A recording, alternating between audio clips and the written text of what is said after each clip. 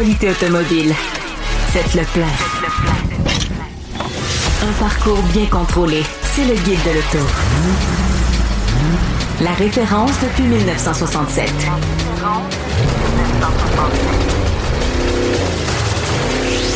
Le Guide de l'auto. Bonjour tout le monde, bienvenue au Guide de l'auto. Cette semaine, Louis-Philippe est absent pour cause de... Il est parti en Europe quelque part conduire un char. Alors Hugues, on fait ça ensemble cette semaine. Et vous excuserez ma voix un peu éraillée.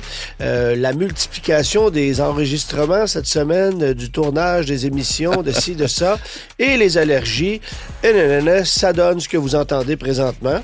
Ça se pourrait que vous souhaitiez changer de poste dans l'immédiat, mais si vous souhaitez en savoir davantage sur le monde de l'automobile, vous allez devoir composer avec ma voix éraillée cette semaine. Ah zut. C'est ça. On va commencer par vous donner des nouvelles de Joanie et Gabriel. Alors, pour ceux qui nous suivent à chaque semaine, on a eu une émission un peu spéciale la semaine dernière où on a accueilli ce couple de Québec qui vit présentement une aventure rocambolesque pour cause de défaillance de leur Chevrolet Silverado EV. J'ai pu m'entretenir il y a quelques heures à peine avec Joanie qui m'a donné des nouvelles sur comment les choses se déroulent. Il semble que le camion soit réparé. Le concessionnaire Lemans, qui est en Illinois, aurait fait plus de 175 000 de routes avec le véhicule, aurait fait tous les tests, semble que le véhicule fonctionne parfaitement.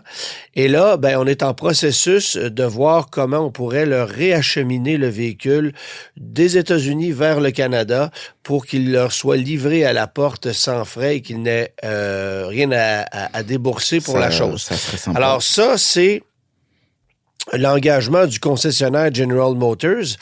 Mais là, il y a aussi des discussions avec GM Canada qui les aurait contactés en tentant de trouver une solution. Bon, moi, si j'avais été GM Canada, j'aurais racheté le camion instantanément, fin de l'histoire. C'est pas ce qui se passe présentement. Alors, les discussions sont les suivantes. Est-ce qu'on va leur remettre le camion et leur offrir une garantie prolongée sur le véhicule parce qu'on le sait, on se souvient de la discussion, elle est sur le point de s'achever. Est-ce qu'on va remplacer le véhicule par un autre produit? Est-ce qu'on va racheter le véhicule? Les discussions ne se sont pas rendues là, mais clairement, General Motors du Canada travaille pour essayer de trouver une solution. Alors, je trouve ça drôle Joanie me disait qu'ils ont été très courtois au téléphone, qu'ils essaient de les aider du mieux qu'ils peuvent. Mais le mieux qu'ils peuvent faire, c'est de racheter le camion, fin de l'histoire, puis d'en fournir un autre, ou peu importe c'est quoi. Mais juste d'offrir une garantie prolongée sur ce véhicule-là, je trouve que c'est un peu léger. C'est un peu léger, considérant tout le tapage que ça a fait, puis le délai que ça a pris avant qu'on réagisse. Parce que les ennuis ont commencé le 1er avril. On est à la mi-mai. Alors, ça commence à être long. Maintenant, il y a aussi discussion entre GM aux États-Unis et GM Canada pour savoir qui va s'occuper de la facture de réparation de tout ça, parce que c'est deux entités séparées, même si c'est une seule et même entreprise. Et j'ai de la misère à croire, moi, qu'on n'est pas plus organisé que ça. Tu sais, dans la mesure où, à l'échelle nord-américaine, une garantie s'applique, peu importe tu te trouves où, là. En fait, j'ai l'impression que... Écoute, peut-être je dis une bêtise, mais j'ai l'impression que c'est parce que c'est le fait que ça soit un véhicule électrique que c'est compliqué. Moi, je suis persuadé, je suis d'accord avec toi. Ça aurait été un camion avec un V8, un LS quelconque, bing bang boom, on charge les arbres à cam, tac, on fait de quoi, on envoie la facture, un tel, on a fait ça des millions de fois, tout le monde sait faire. Tu brûles la transmission sur un Equinox à essence, bon. Mais là, il a fallu faire venir un ingénieur de Détroit, il a fallu faire des trucs et... Et alors ça, Joanie ne m'a pas... J'ai l'impression que les processus sont pas complètement mis à plat. Ouais, c'est ça. Et puis, Joanie m'a pas donné de détails sur à combien de reprises les gens de GM à Détroit se sont rendus au concessionnaire Le Mans pour régler ce problème-là. On ne sait pas encore, mais clairement, il y a des efforts qui ont été faits parce que là, le camion fonctionnerait. Puis 175 000 de route, je me dis, OK, c'est une preuve pas pire. Après ça, est-ce qu'ils l'ont rebranché dans une borne pour aller chercher la vitesse de recharge maximale? Est-ce qu'ils ont fait tous ces tests-là à suivre? Mais évidemment, on va vous tenir au courant de de cette évolution-là jusqu'à la terminaison du dossier, là, évidemment. Puis, j'ai l'impression qu'à un certain... C'est peut-être mon feeling à moi, mais j'ai l'impression qu'à un certain moment, Joanie et Gabriel vont peut-être être un peu tannés là, de parler de tout ça. Là. Parce que ça devient lourd. Là, ça arrête pas. À chaque jour, il y a des publications sur les réseaux sociaux. Et là, on bifurque qui sont devenus populaires par la force des choses, mais là, on bifurque vers d'autres avenues. Et évidemment, on voudra peut-être pas étirer la sauce sur cette page-là, La famille, c'est du sport, en tapant sur le clou, puis en continuant. Non, je pense pas. Moi, j'ai l'impression qu'à partir du moment où il va y avoir un règlement, puis où le dossier va être réglé, on n'entendra plus parler de ce camion-là, mais on va continuer d'entendre parler de ce couple-là qui est devenu un peu plus populaire sur les réseaux sociaux. Par cette avenue-là. Alors, à suivre, et en espérant que tout se règle. La Jaguar que j'ai pu conduire en exclusivité il y a quelques semaines du côté de l'Angleterre, qui est un prototype et qui sera commercialisé dès la fin de l'année, mais là, elle a un nom. T'en penses quoi? D'abord, faudrait le donner, puis après, moi, je te dirai ce que j'en pense. Tu peux le dire. Alors, ça va être la Type 01. Ouais. Ce que j'en pense, c'est que c'est pas extrêmement original. Alors ils ont expliqué ça en disant on utilise le mot type parce que type c'est typique de Jaguar. Ouais. 0 c'est pour parler du zéro émission et le 1 que ça soit le premier véhicule d'une longue lignée. D'une renaissance de marque. D'une renaissance de la marque. Voilà. Ouais. Donc ils ont été chercher une métaphore très loin. Mais bon, c'est ça. Moi, je trouve que ça manque un petit peu d'élégance. Enfin, ça fait pas très Jaguar, quoi. En même temps, Non, le nom est pas idiot, mais ça fait pas super Jaguar. Enfin, ça fait pas rêver, quoi. Non, la nomenclature ne fait pas rêver. Non, c'est pas. Puis est-ce que tu vas dire type 01 ou type 1? Techniquement, il faudrait dire type 01. C'est ça. Mais c'est tout petit comme illustration, c'est pas... Bref, on verra. Il y a encore beaucoup d'inconnus. Mais il y a de plus en plus de concret là, qui s'en vient. Là. Moi, j'ai hâte de voir le produit final. Vraiment hâte de voir le produit final. Jaguar nous parle de renaissance. Moi, je leur souhaite. C'est une marque que j'adore. Personnellement, c'est vraiment une marque que je suis vraiment très, très fan. Mais là, j'ai de sérieux doutes, quoi. Bon. On va parler d'Honda un peu plus tard parce que il y a eu une grosse annonce qui a été faite du côté de chez Honda. Mais avant, parlons de Nissan. Parce que, grosso modo, vous dire que Honda a annoncé une perte financière nette pour la première fois de son histoire depuis 1957. Nissan a aussi annoncé une perte financière nette cette année, mais ça, c'est pas la première fois de leur histoire. Mais en fait, on a un segment Stellantis, il faudrait commencer quasiment à faire un segment Nissan. Ouais. T'as absolument raison. Et c'est pas pour rien qu'on dit que Nissan, c'est le Stellantis des Japonais. C'est vraiment, vraiment ça. Mais là, en fait, on a annoncé une perte financière nette chez Nissan de 7,8 milliards de dollars. Et Nissan est fier de nous annoncer qu'on prévoit une rentabilité dès l'an prochain. J'espère. Parce que si on continue de manger de l'argent comme ça, ça va aller mal. Là. C'est déjà une catastrophe. Alors, c'est drôle de constater comment une nouvelle chez Nissan et une nouvelle chez Honda peut être interprétée différemment. Je sais que Nissan s'en vient avec une gamme de produits qui risque de connaître du succès. On va réduire le nombre de modèles, on a coupé dans les employés, il y a une rationalisation mondiale chez ce constructeur-là. Tout à fait. Et effectivement, on va voir déjà ça décoller prochainement avec l'arrivée du Rogue, avec le Xterra qui est prévu. Est-ce qu'on va mettre un peu plus d'énergie dans l'électrique dans les prochaines années? C'est clair. Relance d'Infiniti, très important pour la rentabilité du constructeur. Mais on est loin d'avoir réglé le dossier, là. Non, mais regarde. Il y a du pain sur la planche. Au moins, sur le papier, il semble avoir pris des décisions qui ont du bon sens. Il y a des réorganisations, tu vois, tu fais... Wow, non. Là, au moins sur le papier, on semble dire, ils ont potentiellement compris ce qu'il y avait à faire et ça a quand même du bon sens. Alors, la différence entre la théorie et la pratique, on la connaît. Mais au moins déjà, la réaction a été positive, quoi. En fait, c'est ce qui me fait un peu rire ou sourire quand je regarde ces deux annonces-là. C'est que chez Nissan, on annonce avec positivisme une perte de 7,8 milliards en 10 ans. On s'en vient dans la rentabilité, puis on est content de vous le dire. Mmh. Alors que chez Honda, on annonce une perte financière nette de 3,68 milliards de dollars et on a la falle basse. Oui, parce que justement, on est complètement découragé. C'est la première fois que ça arrive depuis 1957. Oui, mais c'est de te dire, t'as deux constructeurs japonais, t'en as un qui perd 2 fois plus que l'autre puis qui est content, puis t'en as un qui perd pour la première fois puis c'est la débandade totale. Ouais, mais regarde, c'est parce que Nissan, les expériences de mort imminente, ils en ont eu déjà quelques-unes. Ouais, je sais, mais donc, c'est quand même, il y a une ironie, là. Il y a une ironie, mais je veux dire, quand t'as l'habitude de prendre des coups sur la face, à un moment, tu ouais, c'est ça. Tu dis, ouais, ok, ça fait moins mal, quoi.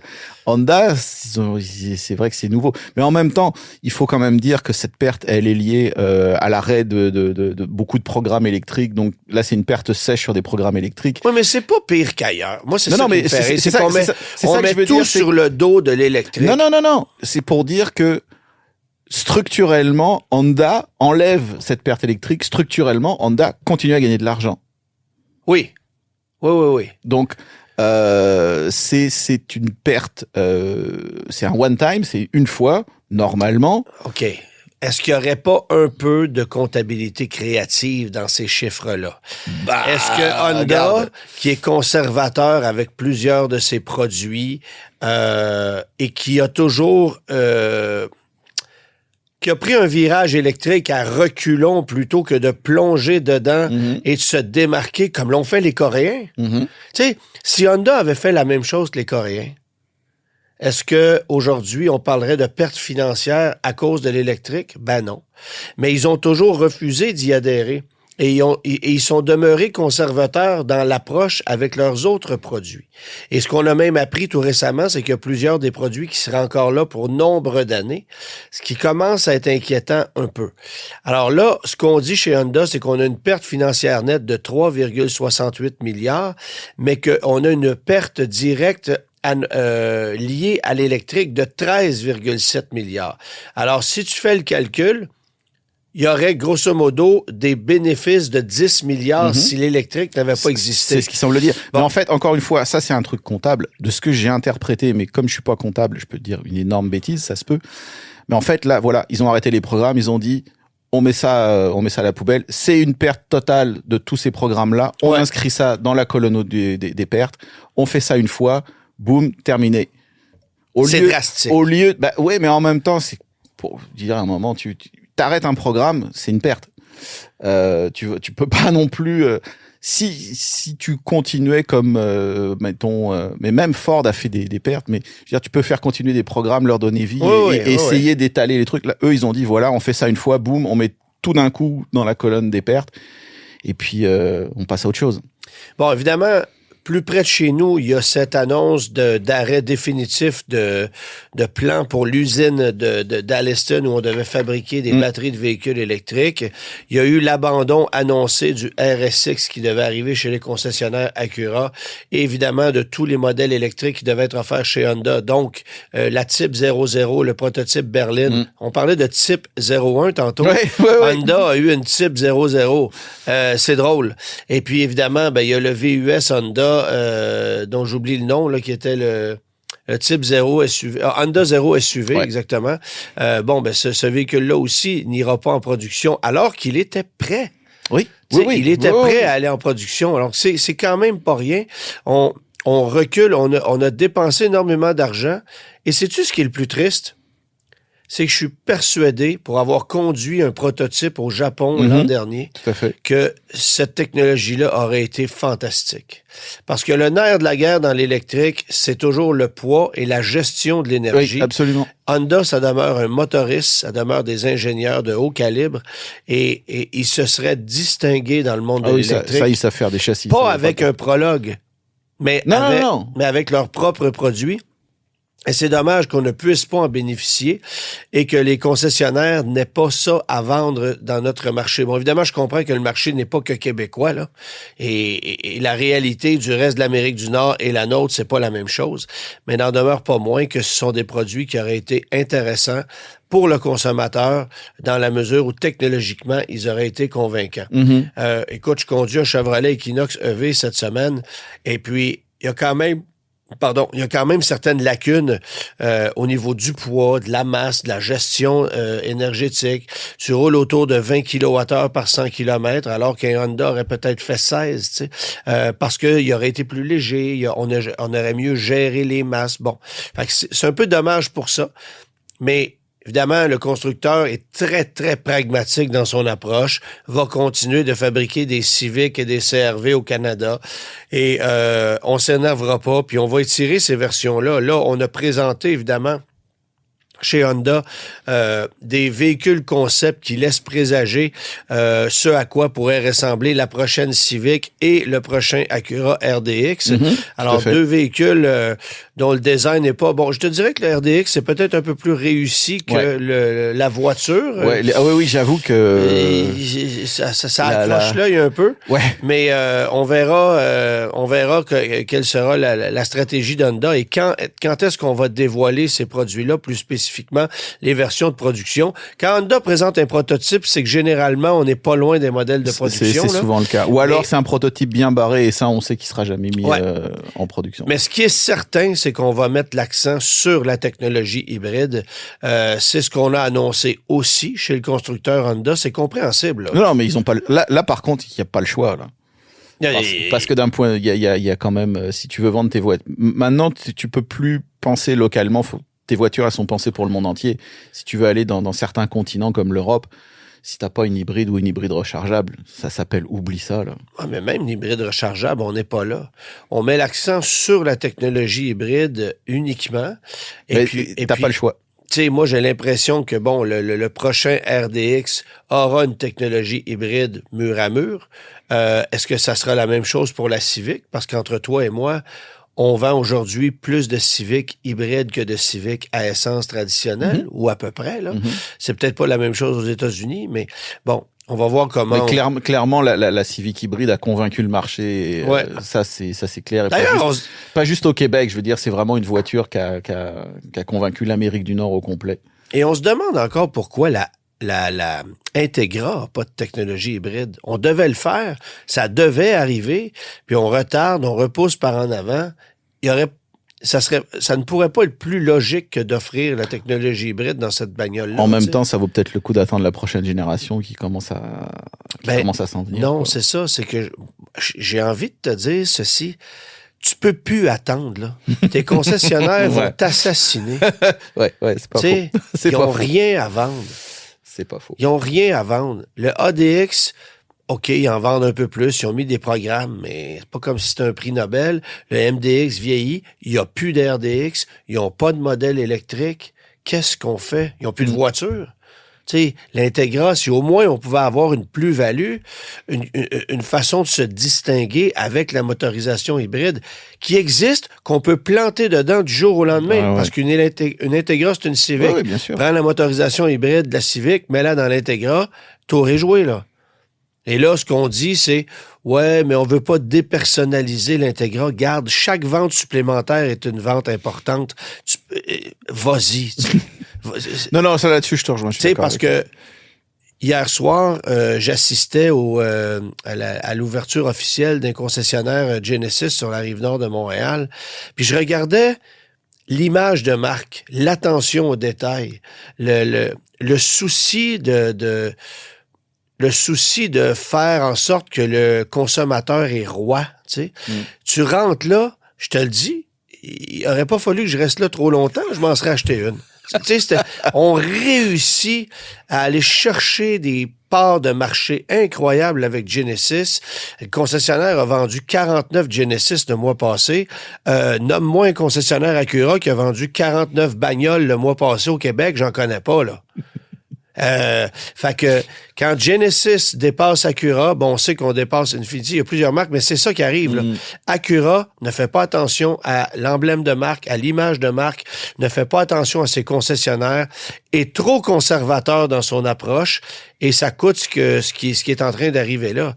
Bon, et puis on en revient à, voilà, il devait y avoir des produits électriques, et finalement, toute la stratégie vient de tomber à la flotte, quoi. Mais tu sais, l'ADX pourrait, par exemple, être équipé d'une motorisation plus performante, histoire de faire en sorte qu'il se démarque. L'Integra pourrait avoir la technologie hybride, histoire qu'on aille chercher des parts de marché, que dans ce créneau-là, un peu inexistant, il y aurait des gens qui s'intéresseraient à ça, voudraient avoir le look, le luxe, la finition de l'Acura Integra, mais la motorisation hybride avec le rendement énergétique qui vient avec. Parce que la motorisation de l'Integra, sinon, c'est celle de la Civic SI, mais avec une boîte automatique, CVT en fait, et puis c'est pas tout à fait ça, là. Alors, tu sais, il manque de piment, puis il manque d'arguments, donc on pourrait s'aider un peu. Chez Acura, c'est plus qu'urgent. Alors, je trouve ça un peu dommage. En même temps, ce sont des comptables. Ils savent comment gérer leurs chiffres. Ils mettent évidemment la faute sur les décisions gouvernementales qui leur ont fait mal. Puis ils vont s'organiser pour que ça réarrive pas. Ce qui n'a pas été le cas chez Stellantis puis chez Nissan. On s'entend-tu? Alors, tout le monde joue et compose avec cette réalité politique qui est pas évidente pour personne.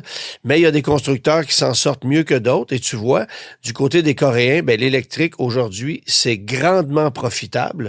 Et ils ont atteint un plateau où les véhicules sont efficaces, désirables, fiables et offerts à prix raisonnable. Ouais. Ça, c'est l'autre truc. Parce que quand tu es capable de vendre une électrique à 5 000 $ de plus qu'un modèle à essence équivalent, ça devient un no-brainer, là, nonobstant les subventions. Ce qui veut dire qu'avec les subventions en vigueur, ça revient même moins cher qu'une voiture à essence équivalente. Ça commence à être de l'argument. Alors, tu sais, là, eux autres, ils prennent ce virage-là. Puis, ce qu'ils ont fait d'intelligent, c'est qu'ils ont pas mis tous leurs œufs dans le même panier. Non, ils conservent aussi. Ils continuent à développer du pur thermique, de l'hybride rechargeable, de l'électrique. Ils sont très forts aussi dans l'hydrogène. Ils continuent à investir dans l'hydrogène.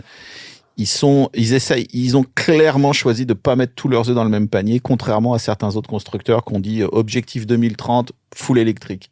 Oui, mais tout ça, ça arrivera pas. C'est fini, mais quand tu revois les annonces d'il y a 5-6 ans où c'était comme la carte, c'est fini, le moteur électrique et le moteur thermique, enterré, mort, il y a des constructeurs qui ont annoncé ça, et plusieurs. Hyundai, les Coréens en général, ont fait OK, on va investir dans l'électrique, pas de problème, mais on va continuer à développer nos moteurs thermiques, on va développer... J'en vois dans les airs une question... Et ils continuent sur l'hydrogène. C'est ce que je comprends pas chez nous, mais à l'échelle mondiale. Ce que je comprends moins, mais ils continuent sur l'hydrogène. Ouais. J'en vois une question hypothétique dans les airs. Est-ce que la décision de Honda, du moins pour le marché canadien, le recul par rapport à l'usine, mais aussi le recul par rapport à l'électrique, est-ce que ça pourrait pas être en partie conséquent de cette décision du gouvernement Carney de laisser entrer les Chinois avec des véhicules électriques? Est-ce qu'on n'aurait pas peur de ne pas être capable de faire face à la musique dans ce créneau-là? Évidemment que c'est pas une décision uniquement canadienne. Non, en fait, mais c'est sûr que je pense que là, tu viens de répondre à ta question. Tu sais? Je pense que tu viens de répondre à ta question. Le marché canadien est important, compte, mais c'est pas là où tu définis l'essentiel de ta stratégie. Non, mais c'est sûr que pour Honda Canada qui voulait fabriquer une usine ici, de voir que il y a des discussions entre Stellantis avec Leap Motors, pour utiliser l'usine de Brampton, de voir que les Chinois pourraient arriver ici et qu'une concurrence déloyale se crée. Eux peuvent faire, OK, là, ça va faire. T'sais, il peut y avoir cette équation-là aussi. Je pense que d'un point de vue local, c'est pas idiot, mais encore une fois, en termes de stratégie électrique mondiale, leur décision d'arrêter le tout, et en fait, j'ai l'impression plus que l'usine d'Alliston, c'est un peu un dommage collatéral, quoi.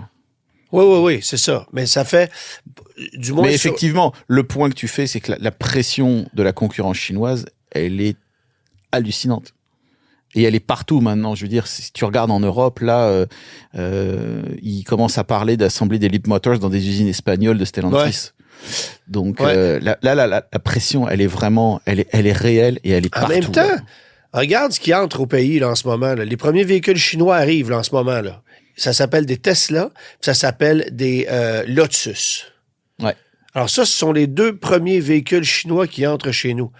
Bon, puis la Tesla, c'est une voiture qui va être relativement abordable. Lotus, c'est une autre paire de manches. Ouais. Mais, tu sais, on va certainement apprendre des trucs de la part de Volvo, de Polestar, de BMW Mini aussi. Alors, est-ce qu'on ne fera pas rentrer une majorité de véhicules qui sont relativement haut de gamme? Et est-ce que tout ça, ça va compter dans le 49 000 unités, tu sais? Bah, la beauté, c'est que c'est des véhicules qui sont déjà techniquement homologués. Oui, voilà. Donc, ça, c'est déjà un énorme frein en moins. C'est des véhicules connus, existants et homologués. Donc, qu'ils soient fabriqués en Chine ou qu'ils soient fabriqués ailleurs, c'est essentiellement les mêmes véhicules. Il doit y avoir des détails qui sont liés à l'usine ou des choses comme ça, mais c'est vraiment mineur. Donc, c'est facile de faire rentrer ces véhicules-là en premier. Quand on va voir des vraies marques, des vraies marques chinoises. Bah, des marques dont on n'a jamais entendu parler ici, là. Tu sais, du BYD, des choses comme ça. BYD, Geely, Chery, tout ça, là, Leapmotors, parce que Leapmotors, là, c'est pareil. Là, ils sont à nos portes, là. Faut pas se leurrer. Je veux dire, la pointe de tarte n'est pas très grande pour une quantité considérable de marques qui veulent entrer chez nous. Quand tu dis que Lotus arrive avec un VUS. Mais encore une fois, pour le moment, les premiers arrivés seront les premiers servis. C'est ça qui s'est passé il y a quelques années sur le marché de l'électrique. Premier arrivé, premier servi. Et ensuite, les acheteurs vont prendre des décisions et il se peut que, au fur et à mesure qu'il y ait des véhicules qui descendent en termes de prix, que ensuite, les acheteurs aillent vers des véhicules plus faciles à acheter, moins chers. Et que justement un truc comme un Lotus Eletre ou des choses comme ça passe tranquillement, on va dire un peu à la trappe, quoi. Et tu m'amènes sur un territoire, tu sais, on bifurque là, mais je trouve ça tellement intéressant de voir que les constructeurs, par peur de ne pas être solides face à l'arrivée des constructeurs chinois, réduisent leur prix, changent leur stratégie. Tu sais, Chevrolet est arrivé ici avec la Bolt en 2027. Elle était très chère à son arrivée. Ou en tout cas, il n'y avait pas nécessairement de 2017. subvention. 2027. Est arrivé, donc va arriver. Non, la Bolt 2027 est chez les concessionnaires présentement. Mais quand elle est arrivée il y a quelques mois, cette voiture-là, tu sais, on la vendait à 43 000 et des poussières, puis bon, il y avait une subvention qui s'appliquait, mais c'était pas bon. Il n'y avait pas de grosse promotion, les taux étaient élevés, si bien que les gens achetaient des Equinox. Et là, tu peux avoir une Bolt avec les subventions et tout ça, pour environ 33 000 $. Oui, mais il ne faut pas oublier un truc. Il y a quelques mois, ce qu'ils voulaient vendre, c'était des Equinox, pas des Bolt. Oui, voilà. mais là tu as des Bolt à 33 000. Il y a des réalités qui évoluent. Tu as des Tesla à 39 000. Ouais. Tu sais, et on va en avoir d'autres qui vont arriver prochainement. Là. Le EV3, ça va commencer à combien avec les subventions? Ça va être intéressant. Est-ce qu'on va être capable d'aller dans le bas 30 000 probablement? T'sais. Alors, c'est très, très agressif. Il ne faut pas oublier un truc. Les marques chinoises ou les véhicules de fabrication chinoise, c'est d'ailleurs le cas de la Tesla 3, ne sont pas admissibles à la subvention fédérale. Donc, la Tesla 3, si elle était admissible, on verrait son prix arriver à 33 000 $, 34 000 $. Là, ça commence à... attends un peu, là. À 34 000, tu sais, 33 000, 34 000, t'as une Civic de base. Ouais. C'est d'ailleurs ce que je disais quand j'ai vu la dernière promo de la Chevrolet Bolt LT. J'ai fait... Réalisez-vous que vous avez une Bolt 2027 neuve, électrique, équipée correctement pour le prix d'une Civic LX avec un moteur 2 litres de 158 chevaux. Tu sais, c'est quand même... On est rendu là, là. Là, évidemment, il y a encore des subventions. Mais on le sait. Le jour où les subventions disparaissent, les rabais du constructeur arrivent. Et on en donne déjà des rabais chez les constructeurs. Écoute, Subaru lance un Solterra, 5 000 de rabais en partant. Tu sais, je veux dire, qu'est-ce que je regardais tout récemment? L'Outlander PHEV, 4 500 de rabais en partant. Tu sais, il y a beaucoup de rabais chez les concessionnaires en ce moment qui vendent de l'électrique ou de l'hybride rechargeable. J'ai même été surpris d'apprendre que le nouveau RAV4 PHEV, c'est quand même pas donné comme machine, Mais tu sais, je m'attendais à des taux de financement de 8,99, des trucs de même. Non, on est à 5. Tu sais, c'est pas du zéro. Non. Un RAV4 PHEV vendu à 5 de taux de financement, on n'a jamais vu ça. Enfin, Donc, pas depuis très longtemps. Ouais. Tu sais, ça fait que c'est quand même, en tout cas, je trouve ça intéressant de voir toute cette migration-là, ce changement qui est en train de se faire pour démocratiser l'électrique, alors que il y a 2 ans, ce qu'on faisait, c'est qu'on arrivait avec des véhicules à 64 999, on te mettait des taux quasi usuraires, il n'y avait pas une scène de rabais, mais tu avais 12 000 de subvention. Ben, c'est ça. T'sais? Mais la game, elle était là. C'est-à-dire que tant que le gouvernement paye, allons-y, profitons. Et voilà. Bon, en attendant, le gouvernement devrait investir clairement dans nos routes parce que jamais on n'a vu un réseau routier aussi démoli que celui qu'on constate cette année tous. Ouais. On a l'impression que Montréal, c'est la pire place. En même temps, ça me fait rire. Là, je vous en parle parce que c'est un peu cocasse, là. Mais à chaque année, le CA Québec fait un répertoire des pires routes au Québec. Et moi, de lever la main à chaque année et de répéter la même chose à chaque année, comme si c'était le jour de la marmotte, et c'est presque ça, en disant, mais pourquoi est-ce qu'on fait un répertoire de nos pires routes comme si on était les pires losers sur la planète? Est-ce qu'on pourrait pas plutôt faire un répertoire des plus belles routes? Ce qui permettrait justement aux villes de se motiver puis de faire « Hey, nous autres, on a les plus belles routes. » Il existe un répertoire des rues les plus fleuries au Québec. Ouais. Il y a des concours de toutes sortes. Ben non, nous autres, c'est quoi les pires routes? À quel point on fait pitié? Hey, allons-y avec le langage inverse. Si une ville repave une route, la rend belle, la rend intéressante sur laquelle circuler, et puis qu'on est capable de rouler sans démolir ses pneus puis ses suspensions, ben pourquoi pas mettre l'accent là-dessus plutôt que le contraire? Parce que en fait, si tu mettais ça comme nouvelle, personne ne cliquerait dessus. C'est juste de la psychologie humaine de base. Ouais. Par contre, mais ça prouve à quel point on est loser. Ben, c'est pas juste au Québec, c'est partout pareil. Ça, c'est de la psychologie de base, malheureusement. Ouais. Mais si tu annonces le pire du pire, bah regarde, ça va cliquer.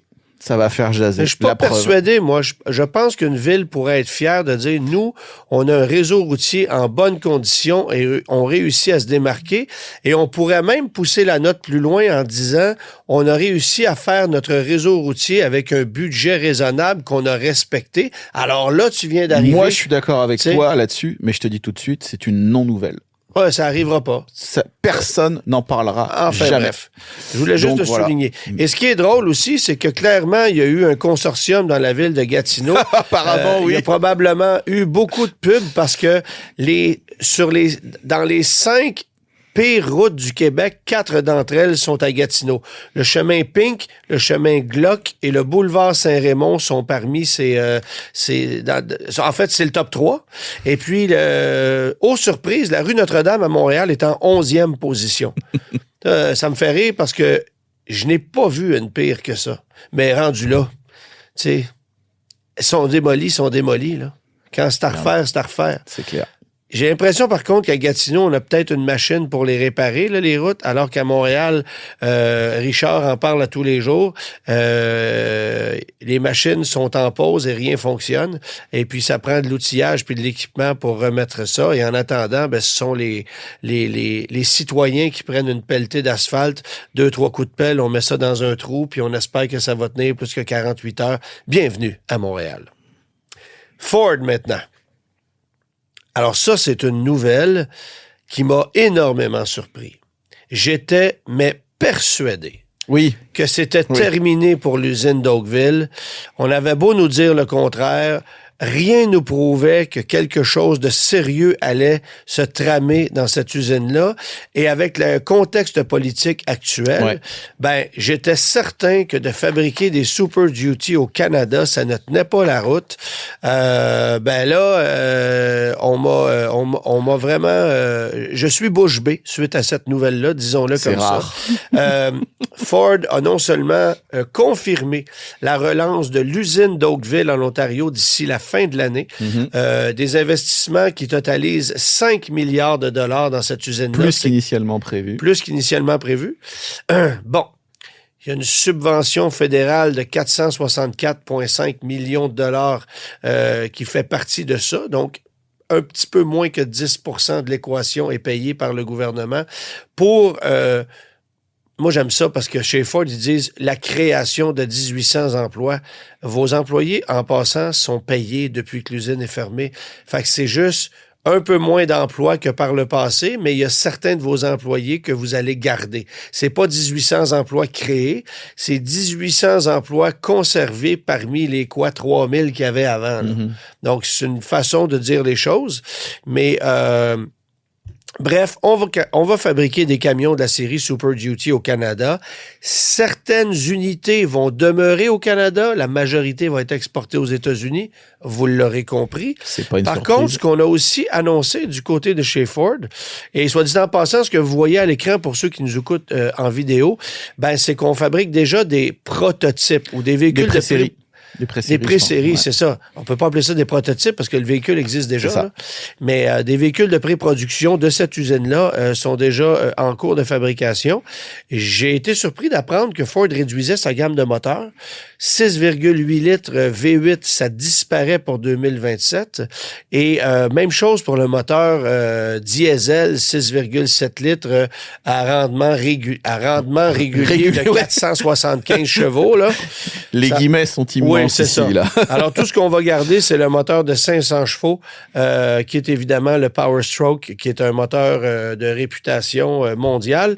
Et sinon, dans l'essence, ben, ça sera le tout petit 7,3 litres Godzilla, qui est le moteur à essence le plus puissant qu'on puisse avoir dans un camion de poids moyen, des camions HD, là, autant chez Ram que chez GM que chez Ford. Alors, on garde les grosses mécaniques comme seule option du côté du constructeur Ford. Au retour, ben, on parle avec Hugues de la Volvo P1800, de sa création, en fait. Absolument. Le guide de l'auto. Parcours l'actualité automobile sans dérapage ni accrochage. J'ai deux excellentes nouvelles pour vous. D'abord, vous allez moins m'entendre parler dans les prochaines minutes, ce qui va reposer vos oreilles. Et deuxièmement, vous allez en apprendre beaucoup sur une des voitures suédoises les plus mythiques de l'histoire, la Volvo P1800. En regardant les notes de Hugues, ben, je constate que bien des choses que moi-même je ne connais pas. Alors, mon cher Hugues, je suis tout oui. Vedette de série télé, détentrice de records, icône de design, la P1800 a connu une carrière pour le moins intéressante. Et en plus, elle a caché un secret pendant près de 50 ans. Bon, parle-nous d'abord de son ancêtre qui serait la P1900. J'ai jamais entendu ça. Fondée en 1926, Volvo n'est encore plus ou moins qu'une marque limitée au marché suédois au lendemain de la Seconde Guerre mondiale. Très vite, elle se tourne vers l'exportation et commence à distribuer ses véhicules en Amérique du Nord dès 1956. Ce marché est vu comme une priorité pour la direction qui, la même année, démarre la production d'un modèle sport, la P1900. En développement depuis 1953, ce cabriolet repose sur un châssis modifié de PV 444 avec une carrosserie en fibre de verre, une solution inspirée de la Corvette. Les panneaux extérieurs sont fournis par Glasspart, une compagnie basée en Californie, également impliquée dans la fabrication de la Kaiser-Darin. Le rythme de production est lent. En avril 1957, Gunnar Engellau, le nouveau directeur de Volvo, passe quelques jours au volant d'une P1900. Il trouve que le manque de rigidité de châssis et la qualité de l'auto sont plus aptes à faire du mal à la réputation du constructeur qu'autre chose. Il ordonne la fin de la production. Seuls 67 exemplaires et 3 prototypes seront fabriqués. Alors là, depuis que je vois l'image à l'écran, je me suis remémoré la voiture que j'ai vue au musée Volvo à l'époque. Ils en ont encore quelques exemplaires, même pas un seul. Oui, c'était vraiment précurseur de ce qui s'en venait. Alors, Volvo n'a pas abandonné l'idée de développer un coupé sportif, malgré le fait que ça n'ait pas fonctionné. Et non, parce que Gunnar Engellau sait qu'il peut compter sur la plateforme de la nouvelle série 120 ou Amazon pour le marché suédois. Mais il veut garder toutes les ressources internes de la marque au développement de leurs nouveaux produits, tant du point de vue du design que de la fabrication. Il charge Elmer Peterson, un ingénieur consultant qui a travaillé sur la PV 444, de trouver des partenaires. Engelhaus souhaite collaborer avec un carrossier italien, ce qui tombe bien car le fils de Peterson, Pelé, est en stage chez Ghia après avoir étudié le design au Pratt Institute de New York. Pelé Peterson est en fait plus intéressé par les bateaux. Il en dessinera plusieurs, gagnera 2 médailles olympiques en voilier de classe Star, concourra à la Coupe de l'América et obtiendra plusieurs titres internationaux en classe 6 mètres. En 1957, le patron de Ghia, Luigi Segre, vient d'acquérir le carrossier Frua, fondé par Pietro Frua en 1944. C'est lui qui se chargera du projet Volvo. 4 dessins du carrossier sont remis à la direction de Volvo, plus un 5e réalisé par Pelé Peterson, mais non signé. Engelhaus choisit sans grande hésitation ce dernier, croyant sélectionner le travail d'un designer italien. Lorsque la vérité finit par sortir, il est furieux et reproche à Peterson d'avoir trahi la confiance de la compagnie. Mais le design parle pour lui-même et Engelhaus décide d'aller de l'avant à une condition. Pelé Peterson ne sera jamais nommé et c'est Frua qui en aura le crédit. Il faudra attendre 2009 pour que le secret soit dévoilé et que Volvo attribue officiellement la paternité des lignes à Peterson.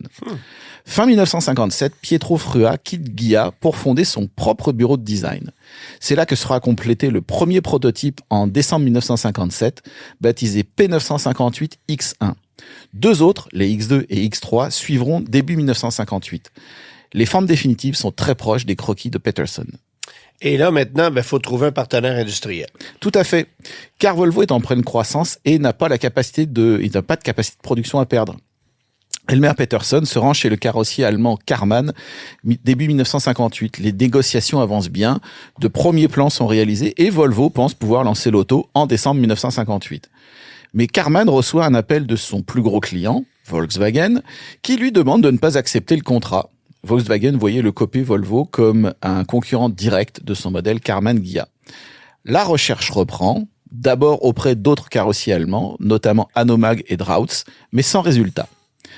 Après des fuites dans la presse, le prototype P1800 est dévoilé en photo par Volvo au printemps 1959.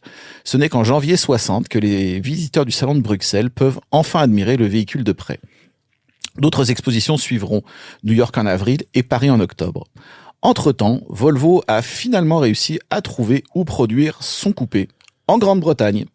Les caisses en blanc seront fabriquées chez Press Steel, dans son usine de Linwood, en Écosse, avant d'être expédiées par rail chez Jensen, à West Bromwich, pour l'assemblage final. Un contrat est signé pour 10 000 autos.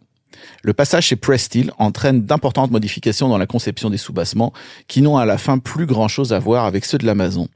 Le projet prend du retard.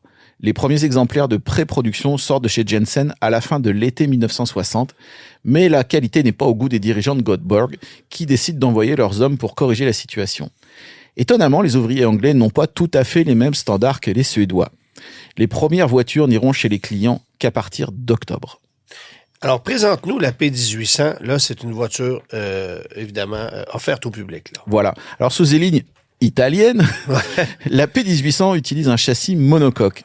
Le moteur est le B18 de 1,8 litres développant 100 chevaux. Il est accolé à une boîte de vitesse à 4 rapports synchronisés avec ou sans overdrive électrique Lecon de Normanville, selon les marchés.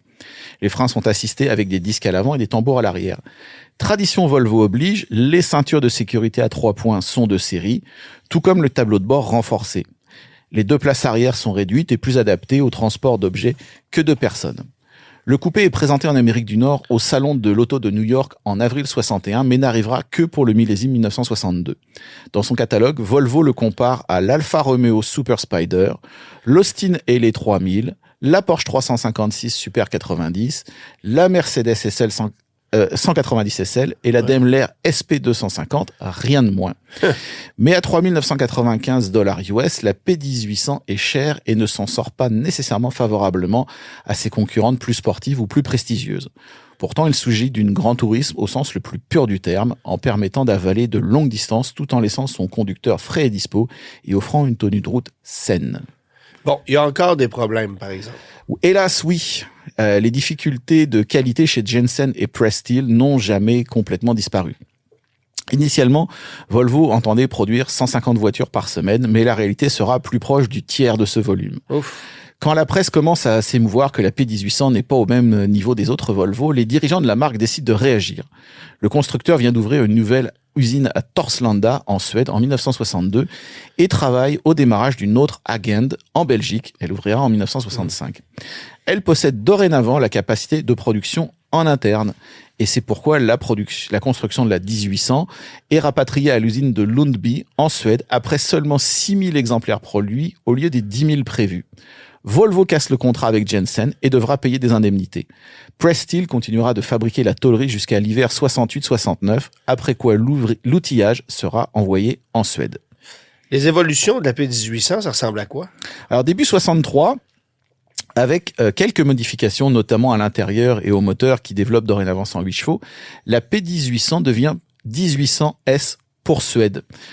Le modèle évolue tranquillement au cours des années suivantes. Nouveau pare-choc et grille modifiée en 1965, suspension ajustée, nouvel essieu arrière et moteur, développant 115 chevaux en 1966.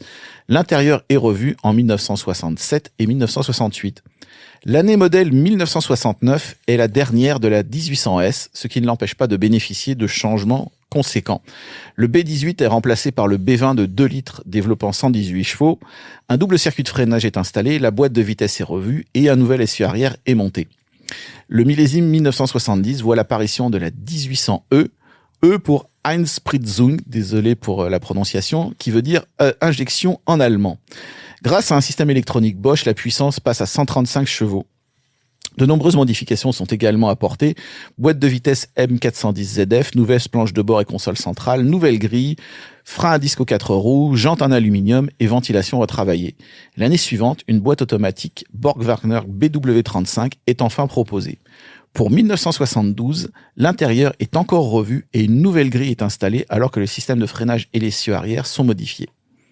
C'est particulier qu'on n'ait pas changé le nom pour P2000, considérant qu'on est passé d'un 1.8 à un 2 litres à un certain moment donné. Ce qui serait logique. Ce qui aurait été logique. Mais la plus grosse nouveauté, en fait, avec la P1800, c'est pas ça. C'est une voiture qui a connu beaucoup de succès, particulièrement aux États-Unis. Et dans la plus grosse nouveauté, c'est autre chose. Depuis quelques années, Volvo essaye de faire évoluer le modèle. Et l'une des pistes envisagées est la création d'un break de chasse qui corrigerait l'un des principaux défauts de la P1800, un volume de chargement limité. Des versions bicorps seront aussi étudiées. Des concepts sont réalisés par les carrossiers Cogiola et Frua. Finalement, c'est le design de Jan Vilsgaard, le légendaire patron du style de Volvo de 1950 à 1990, qui est retenu. Il intègre un haillon entièrement en vitre, un élément de style iconique qui sera repris sur la 480 de 1986 et la C30 de 2006 réalisée par le Québécois Simon Lamarre. Effectivement. Côté pratique, c'est une réussite puisque avec les sièges arrière rabattus, le volume utile atteint 991 litres. Ce modèle, baptisé 1800ES pour Estate Sport, est vendu en parallèle de la 1800E durant 1972. À la fin de l'année, la 1800E tire sa révérence. Le millésime 1973 est le bout de la route pour la 1800ES. En effet, de nouvelles normes de sécurité doivent entrer en vigueur aux États-Unis en 1974, demandant des modifications trop importantes pour un dessin qui a déjà 13 ans d'existence sur le marché. Le 27 juin 1973, le dernier véhicule sort de l'usine. La P1800 aura été produite à 47 485 exemplaires, dont 9 421 1800E et 8 077 1800ES. Wow. C'est un volume certes réduit, mais elle aura parfaitement rempli son rôle de porte-étendard et aura permis à Volvo d'obtenir de la visibilité sur le marché nord-américain et d'y connaître une croissance majeure. Mais la P1800 aura également marqué des millions de téléspectateurs à travers le monde en étant conduite par Roger Moore dans les 118 épisodes de la série Le Saint, diffusée entre 1962 et 1969. C'est ce qu'on appelle être auréolé de succès. Exactement. Bon, la P1800ES, ça a été majoritairement vendu aux États-Unis. Aujourd'hui, beaucoup de collectionneurs suédois essaient de rapatrier ces unités-là du côté de la Suède où elle ne s'est que très, très peu vendue. Et c'est devenu le modèle le plus recherché dans toutes les P1800 aujourd'hui. Ça vaut une petite fortune. Là. C'est vraiment un design unique. Ça n'a pas été copié copié non plus. À part Volvo elle-même, non. Non, c'est ça. Alors, tu sais, j'ai trouvé ça vraiment intéressant comme bagnole. Bon, évidemment, il y a une P1800 qui retient l'attention, une unité particulière qui appartenait à un type dont le nom est Irv Gordon. Oui. Lorsque Irv Gordon acheta sa 1800S rouge en 1966, il ne se doutait pas qu'elle allait l'emmener dans toutes sortes d'aventures. Ce professeur de sciences réalise des trajets quotidiens de 200 km. Il accumule 800 000 km en à peine 10 ans. En 1987, il passe la barre du million de milles et rentre au livre Guinness des records en 1998 pour le plus grand kilométrage par un unique propriétaire dans un véhicule non commercial. Les 2 millions de milles sont dépassés en 2002 et les 3 millions en 2013. Le moteur original aura été refait seulement 2 fois. Avec elle, il a visité 48 États américains et 9 pays, dont la Suède. Il a été impliqué dans 11 accidents, fait de nombreuses apparitions à la télé, rencontré plusieurs vedettes, ainsi que Pele Peterson lui-même. Quand il disparaîtra en 2018, Irv aura dépassé la barre des 3,2 millions de milles, soit 5,15 millions de kilomètres avec sa 1800S. Vous avez dit qualité suédoise? Ouais, c'est ça. Nommez-moi une Volvo qui, aujourd'hui, pourrait faire 3,2 millions de milles, c'est-à-dire 5 millions de kilomètres. Avec 2 changements de moteur seulement. Avec 2 changements de moteur, ouais, ça risque. C'est pas une hybride rechargeable. C'est pas gagné. Non, exactement. Merci beaucoup, Hugues. Plaisir. Le guide de l'auto. Alors Antoine, cette semaine, tu as en essai chez toi un véhicule qui est quand même très important pour le marché québécois, le Mazda CX-5. Oui, je vous parlais du Chevrolet Equinox EV que je mets aussi à l'essai cette semaine. Je redécouvre ce véhicule-là. Mais le CX-5, c'était très important pour moi de le conduire ici, dans notre réalité, parce qu'évidemment, on était allé le conduire du côté des États-Unis dans des conditions toujours optimales. Mais là, de l'utiliser au quotidien, avec nos belles routes dont on parlait précédemment. Avec nos belles routes, apprendre à composer avec l'écran central, avec l'instrumentation, les commandes au volant. Pour vrai, je m'y perds. C'est un écran qui provient de chez Toyota. On a des menus qui sont propres à Mazda. Là-dessus, ça va. Mais pour la gestion de certaines commandes, je t'avoue que c'est très peu intuitif et que ça va demander adaptation. Ce qui est inquiétant, parce que tu as conduit des centaines de voitures avec ce genre de truc-là. Si toi, tu as de la difficulté... Ouais, mais je suis obligé de te dire ceci. Parmi les marques où je me perds le plus, ces temps-ci, c'est Toyota. C'est pas la première fois que j'entends ça. Toyota, c'est vraiment contre-intuitif. Ça vient souvent sur... Et là, c'est même pas les mêmes commandes que Toyota. C'est un menu qui est propre à Mazda. Donc oui, tu as un écran Toyota, mais je veux dire, c'est un partenariat entre les deux constructeurs pour ce qu'on appelle dans le jargon le hardware. Ouais. Mais le software appartient à Mazda. Et encore là, c'est un peu... il y a de la confusion. Alors, ça demande adaptation. Conduire le véhicule, ça va, la dynamique est là, c'est une belle machine, c'est beaucoup mieux insonorisé que par le passé. Bon, évidemment, j'ai conduit beaucoup de VUS compacts hybrides dans les dernières semaines. Ouais. Je les ai à peu près tous essayés, là, CR-V, RAV4, Cherokee, le Sportage. Et ça fait mal à Mazda de pas avoir une technologie comme celle-là, là, surtout dans le contexte actuel. Ouais. Tu sais, moi, demain matin, s'il fallait que je m'achète un VUS compact, je regarde ça d'un œil pragmatique, c'est sûr que j'irais vers l'hybride.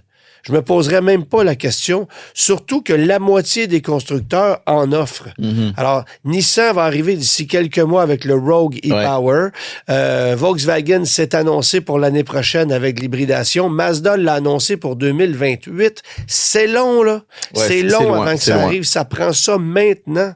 Tu sais, je sais pas pourquoi on attend à ce point-là. C'est pas comme si c'était une technologie totalement nouvelle, là. Non. Alors, tu sais, c'est sûr que oui, c'est une plus belle machine. Elle évolue par rapport au CX-5 qu'on connaît depuis des années. La qualité va être au rendez-vous. Par contre, il faut que je mentionne ceci. Dans ma boîte de courriel, cette semaine, j'ai reçu 2 messages de gens qui se sont procurés des CX-5 2026 dans les dernières semaines et qui ont des bugs logiciels multiples. Le véhicule ne part pas. Il y a un blackout dans l'écran. Apple CarPlay disparaît à tout bout de champ.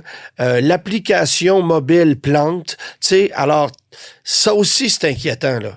Mazda peut pas se permettre ça. Non. Déjà que Mazda, cette année, ça va être une année financière difficile parce qu'on est limité dans la quantité de véhicules qu'on peut vendre en raison du fait qu'on n'a aucun électrique et qu'on veut pas payer trop de pénalités. Ben, si en plus, il faut commencer à avoir des problèmes de qualité, ça, on peut pas se permettre ça. Et ce qui est plate, c'est que j'ai l'impression que ces problèmes de qualité sont propres à ce mariage de technologie qu'on partage avec Toyota. Alors, j'espère qu'on va être capable de faire des mises à jour rapidement. Dans les dernières années, il y a eu plusieurs plaintes concernant le CX-50, qui est aussi un véhicule, qui est un véhicule qui est fabriqué dans la même usine qu'un autre produit Toyota. Alors là, il y a moins de partage de technologie, exception faite de la motorisation hybride, là, mais là, on l'a plus, le CX-50. Alors, ça règle la question. Mais il faut pas que la qualité du CX-5 en prenne pour son rhume. Espérons que ce soit des cas isolés et que les mises à jour infonuagiques soient capables de régler ces bugs de jeunesse-là. Mais deux choses. Vous allez rouler à 8,5 litres au 100, peut-être 9 litres au 100, tout dépendant des conditions. Un hybride, vous roulez à 6,5. Alors, ça paraît dans le contexte actuel. Faut aussi savoir que si vous êtes assez gambler pour acheter les premières unités, ça se peut que vous ayez des problèmes. Ouais. Alors, tout ça mis ensemble, ben, ça fait que le départ du CX-5, pour moi, n'est peut-être pas aussi reluisant que ce qu'on le souhaiterait. Et c'est la grosse vedette chez Mazda en ce moment. Ouais. C'est évidemment que le CX-70, 90, ça se vend bien. Les ventes de Mazda 3 sont en hausse, parfait. Mais le CX-5, c'est un produit super important et on ne peut pas se permettre de l'échapper. Alors, vivement l'hybride chez la gamme CX-5 au plus rapidement, qu'en attendant, ben, tu as un produit qui est super efficace, mais qui a ce désavantage de consommer plus que bien des concurrents. Et quand je te nomme des concurrents, là, tu peux aller Honda, Toyota, Hyundai, partout. Kia, Subaru, Jeep, de l'hybride, il y en a là, sur le marché. Là. Ouais. Alors voilà. Merci tout le monde d'avoir été là et on se retrouve bien évidemment la semaine prochaine. Bonne semaine à tous. Tous les épisodes du Guide de l'auto sont disponibles en podcast sur l'application et le site cube.ca.